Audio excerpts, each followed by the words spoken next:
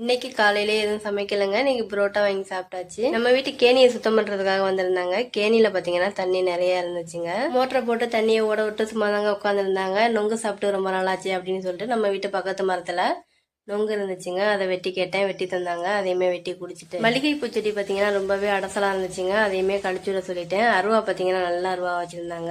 இந்த செடியை வந்து கத்திரிக்கோல்லாம் வச்சு கட் பண்ணோம்னா கைவலியே வந்துருங்க. அதோடய ஒரு நாள் ஃபுல்லுமே ஆயிரும். வெட்டின செடிகள்லாம் அள்ளிக்கொண்ட போட்டு கிச்சனுக்கு வந்துட்டாங்க. சிம்பிளா ஏதாவது சமைச்சிட்டு போயிடும் அப்படின்னு சொல்லிட்டு சிம்பிளா தக்காளி பிரியாணியை கிண்டிட்டாங்க. சாப்பாடை ரெடி பண்ணி வச்சுட்டு கேணி சுத்தம் பண்ணிட்டு இருக்காங்க. அங்கே போயிட்டாங்க.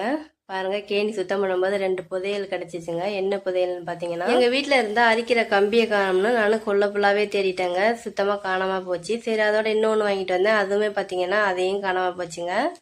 சரி, கடைசியில பார்த்தா கேணி சுத்தம் பண்ணும்போது 2 அரியுமே கேணிக்குள்ள கிடந்துச்சுங்க.